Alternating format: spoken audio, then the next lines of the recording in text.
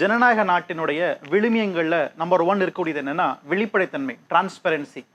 அப்போ இந்த தேர்தல் ஆணையம் அடிப்படையிலேயே வெளிப்படைத்தன்மையோடு தான் செயல்படுகிறதா என்கிற மிகப்பெரிய ஐயப்பாடு எழுந்திருக்கிறது. பல விஷயங்கள்ல பார்க்கலாம். முதல்ல நீங்க எலெக்ஷன் கமிஷனர்ஸோடைய அப்பாயின்மெண்ட் எடுத்து பாருங்க.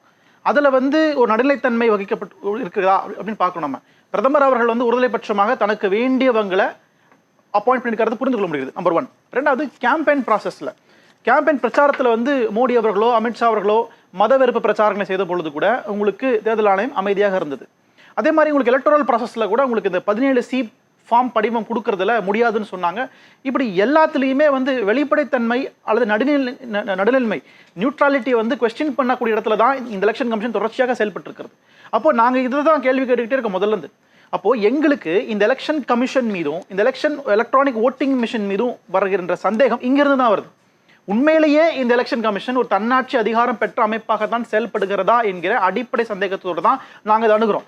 ஒரு பக்கம் டெக்னாலஜிக்கலாக இது வைஃபை இல்லை, இதில் ப்ளூடூத் இல்லைன்ற மாதிரியான கருத்துக்கள் இருந்தாலும் ஒரு டெக்னாலஜியின் அடிப்படையாக பேசும் பொழுது அது மனித சக்திக்கு அப்பாற்பட்டதாகத்தான் இருக்கிறது.